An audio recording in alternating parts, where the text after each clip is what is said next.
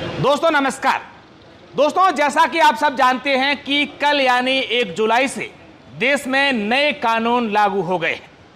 भारतीय न्याय संहिता, भारतीय नागरिक सुरक्षा संहिता और भारतीय साक्ष्य अधिनियम। अब नए कानून लागू होने के बाद देश के नागरिकों को कई प्रकार के कंफ्यूजन हैं और ये लोग जानना भी चाहते हैं कि आखिर जो भारत में नए कानून लागू हुए हैं उसको लेकर कई ऐसे सारे प्रावधान हैं जिसमें बदलाव किए गए हैं, वो क्या है।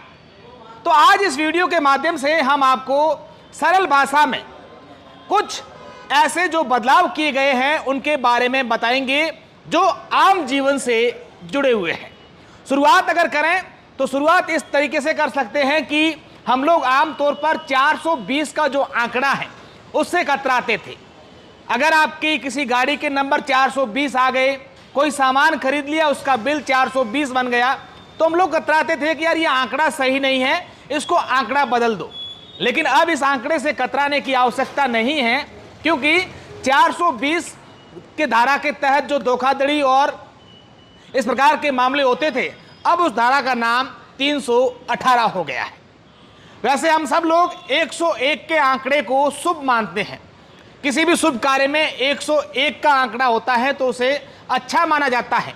लेकिन अब नए कानून के तहत हत्या कोई किसी की होती है तो उसके लिए धारा 101 लगेगी। अब एक एक करके मैं हमारे तमाम जो दर्शक हैं उनको इन तमाम नियमों के बारे में विस्तृत जानकारी देने जा रहा हूं, जो आम जीवन से ये तमाम जुड़ी हुई धाराएं हैं, तमाम जो प्रावधान हैं। मैं चाहूँगा कि इस वीडियो को आप लोग शेयर करें ताकि अधिक से अधिक लोगों तक ये आपके काम की जानकारी पहुंच सके। अब अगर किसी व्यक्ति ने 5,000 रुपए से कम की चोरी की है और उसे कोर्ट में पेश किया गया तो उसे गली चौराहे पर झाड़ू निकालना पड़ सकता है। कोर्ट परिसर में गली मोहल्ले में जो है उसे झाड़ू निकालना पड़ सकता है। ये भी सजा 5,000 से कम चोरी करने वाले को मिल सकती है। अब किसी भी प्रकार की FIR आप व्हाट्सएप के जरिए कर सकते हैं, ईमेल के जरिए कर सकते हैं या टेलीग्राम के जरिए अपनी समस्या संबंधित थाने को भेज के अपनी FIR दर्ज करवा सकते हैं। अगर आपकी मोबाइल की सिम चोरी हो गई, मोबाइल खो गया, तो आपको नई सिम लेने के लिए 7 दिन का इंतजार करना पड़ेगा, क्योंकि अब देश में ये नियम लग गया है कि किसी भी प्रकार की जो ये साइबर ठगी होती हैं, अलग अलग सिमें यूज़ करके, कई बार ऐसा होता है ठग सिम तो उनकी चोरी होती नहीं है, कोई क्राइम करने के बाद जो लोग हैं सिम को तोड़ के फेंक देते हैं और फिर नई सिम लेते हैं, ये भी है। दूसरा, अगर किसी व्यक्ति ने 9 से ज़्यादा सिमें ली हैं तो उस पर जो है अब जुर्माना होगा। 9 से ज़्यादा अगर सिमें किसी ने खरीद ली तो 50,000 रुपये का जुर्माना और 2 साल की सजा होगी। और अगर किसी व्यक्ति ने फर्जी सिम ले ली तो अब सीधी जेल होगी और 50 लाख रुपए का जुर्माना होगा। ये नए प्रावधान है। आपका वाहन, आपकी गाड़ी पर अगर आपने हाई सिक्योरिटी नंबर प्लेट नहीं लगाई है जो विभाग की ओर से मिलती है तो आपको 5,000 रुपए का जुर्माना देना पड़ेगा। मॉब लिंचिंग में अगर किसी की मौत होती है तो वहां पर जो भी आरोपी होंगे उनको सजाए मौत का प्रावधान है। दहेज हत्या या फिर किसी वैवाहिक जीवन में संबंध खराब होने पर उनकी किसी एक जो वैवाहिक जीवन में लोग होते हैं उनकी एक सदस्य की मौत हो जाती है, मौत कर दी जाती है, हत्या हो जाती है, तो अब सजा का प्रावधान जो है वो आजीवन कारावास है।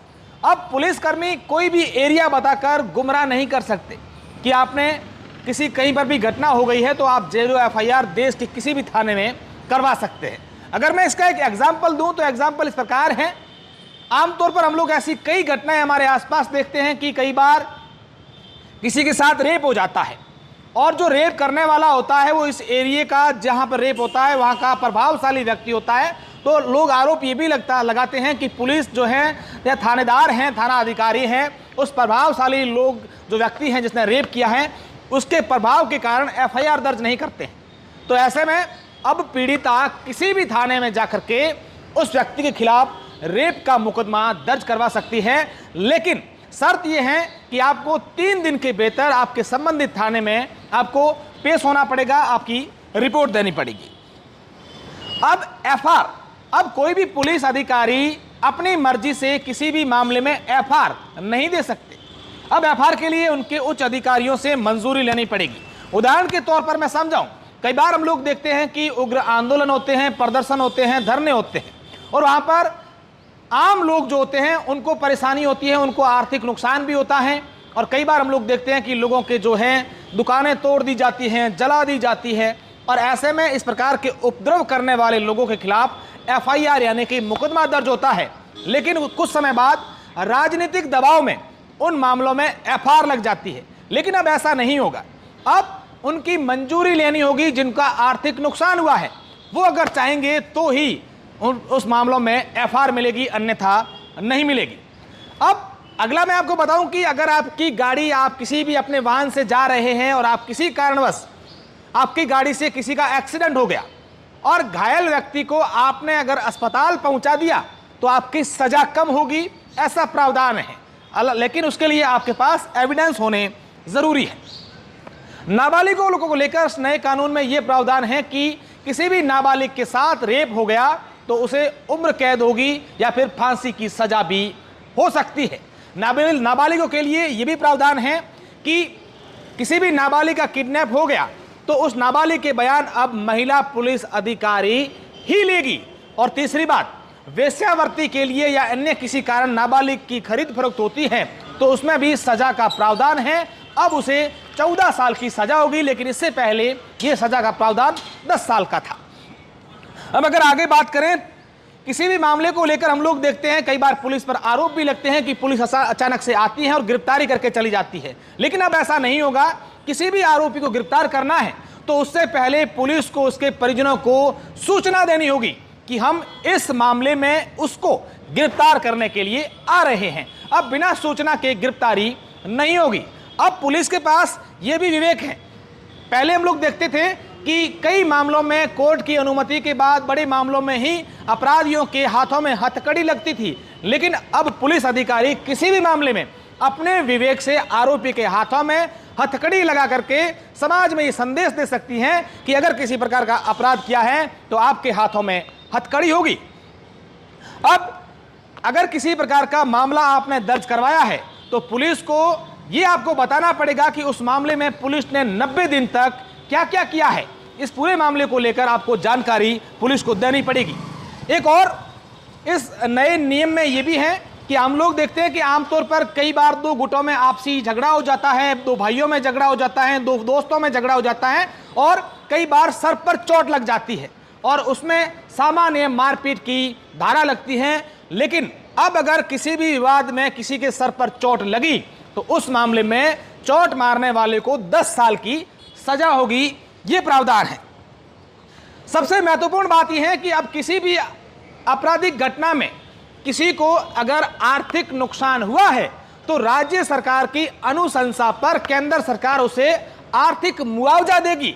इससे पहले यह मुआवजा सिर्फ एससी और एसटी एक्ट में ही मिलता था, यानी कि अब आर्थिक मुआवजा सामान्य हो गया है। किसी को भी अगर आर्थिक नुकसान हुआ है तो उनको सरकार पैसे देगी, आर्थिक मुआवजा देगी। अब अगर अगली बात करें तो हम लोग देखते हैं कि कई बार हमारे व्हाट्सएप पर या अलग अलग सोशल मीडिया प्लेटफॉर्म पर एसएमएस के जरिए हमारे पास कई मैसेज लुभावने आते हैं और कई बार ठगी के शिकार भी लोग बन जाते हैं। लेकिन अब ऐसा नहीं होगा। अगर किसी को प्रमोशनल मैसेज भेजने हैं तो पहले उसकी अनुमति लेनी होगी कि हम आपको इस प्रकार के मैसेज भेजें या नहीं, यानी कि प्रमोशनल मैसेज में अब ग्राहक की अनुमति लेनी होगी। अब कोई भी व्यक्ति किसी महिला को शादी का झांसा देकर, नौकरी दिलाने का झांसा देकर या फिर नौकरी में प्रमोशन करने का झांसा देकर उसके साथ अगर यौन शोषण करता है तो उसके खिलाफ कानूनी कार्यवाही होगी। ये अपराध की श्रेणी में आएगा। एक्स्ट्रा मैरिटल अफेयर अब देश में अपराध नहीं है। इसके अलावा अगर मैं बात करूं तो लापरवाही में, यानी कि किसी भी इलाज के दौरान अगर लापरवाही होती है तो डॉक्टरों को अब सजा 2 साल की होगी। इससे पहले 3 साल की सजा और आर्थिक जुर्माना भी था, लेकिन अब जुर्माना हटा दिया गया है। सजा 3 साल की बजाय अब 2 साल की होगी, यानी कि इस नए प्रावधान में डॉक्टरों को जो है वो राहत मिली है। अब पुलिस थाने में दिया गया बयान कोर्ट में मान्य नहीं होगा। कई ऐसे मामले थे जिसमें पुलिस थाने में दिया गया बयान कोर्ट में मान्य होते थे, लेकिन अब नए कानून में ऐसा नहीं होगा। तो ये मोटा मोटी भारत में जो कल से 1 जुलाई से नए कानून लागू हुए हैं, उसके तहत आम जन से जुड़े कई सारी बातें जो हमने आप तक पहुंचाई है, और इस वीडियो को शेयर करके ये बातें, ये जानकारी आप अपने मित्रों, अपने परिवार के सदस्यों तक भी पहुंचा सकते हैं। ये वीडियो पसंद आया है तो हमारे चैनल को सब्सक्राइब जरूर कीजिएगा।